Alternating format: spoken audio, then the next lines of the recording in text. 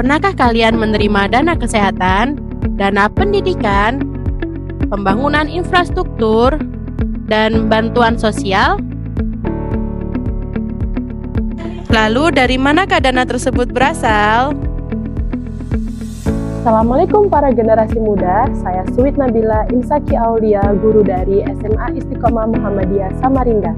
Setelah menyimak cuplikan video tadi, kira-kira dana tersebut berasal dari mana ya? Oke, dana tersebut berasal dari APBN atau Anggaran Pendapatan Belanja Negara. Mari kita mengenal APBN yuk. APBN menjadi salah satu pilar penting pengembangan kegiatan negara.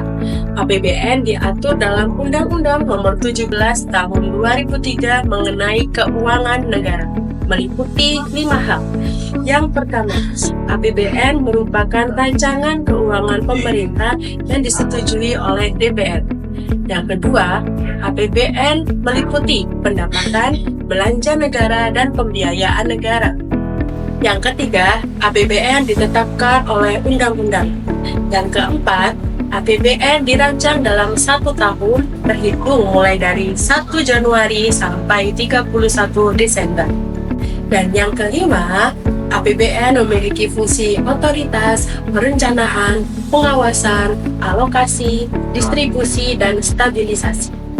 APBN sendiri bertujuan untuk mengatur dan mengelola keuangan negara, mulai dari pemasukan sampai pengeluaran agar dana tersebut tepat guna.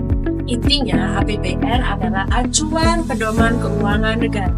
Kementerian Keuangan merupakan lembaga yang mengatur dan mengelola APBN. Namun, APBN bukanlah milik Kementerian Keuangan, melainkan uang milik seluruh rakyat Indonesia. APBN harus dikelola dan dijaga dengan baik agar tercapainya tujuan penyelenggaraan negara, meliputi dana kesehatan, bantuan pendidikan, bantuan dana sosial, pengurangan angka pengangguran, serta kebangkitan ekonomi pasca pandemi COVID-19. Mengapa pemerintah harus menyusun APBN setiap tahunnya? Pemerintah menyusun APBN setiap tahunnya untuk melaksanakan fungsi pemerintahan, untuk mencapai tujuan bernegara. APBN bukanlah sekedar angka, melainkan sebagai pedoman pemerintah dalam mengalokasikan dana untuk membangun ekonomi Indonesia dan pembangunan nasional. Adapun pengaruh APBN terhadap perekonomian Indonesia. Yang pertama, pemulihan ekonomi. Indonesia terus melangkah maju menjadi negara maju di tengah polemik ekonomi global. Perekonomian Indonesia berhasil tumbuh di atas rata-rata dalam 1 dasawarsa terakhir. Perkembangan sektor-sektor ekonomi terus meningkatkan perkembangan ekonomi di Indonesia. Yang kedua, pembukaan lapangan kerja. Program-program yang didanai oleh APBN, terutama dalam pembangunan infrastruktur, membuka lapangan kerja baru, sehingga menyerap banyak tenaga kerja dan mensejahterakan rakyat. Yang ketiga, pengentasan kemiskinan.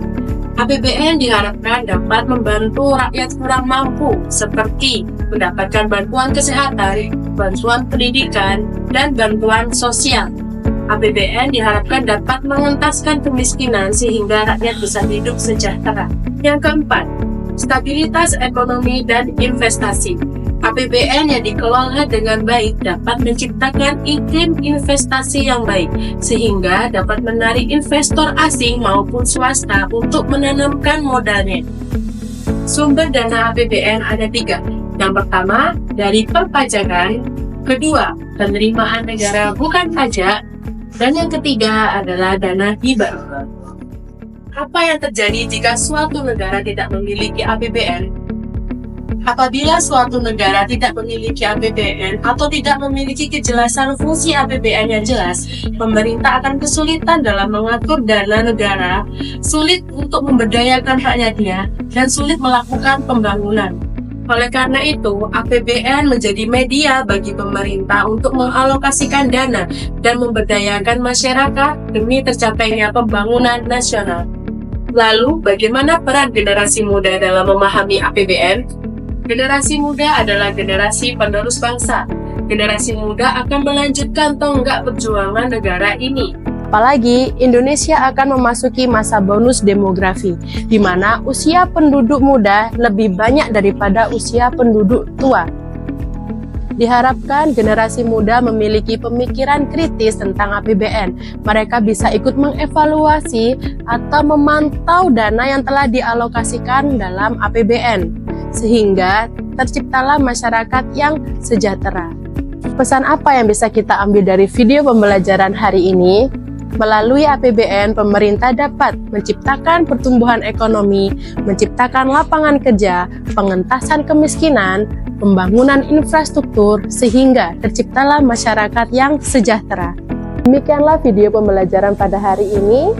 Semoga bermanfaat. Generasi keren paham APBN.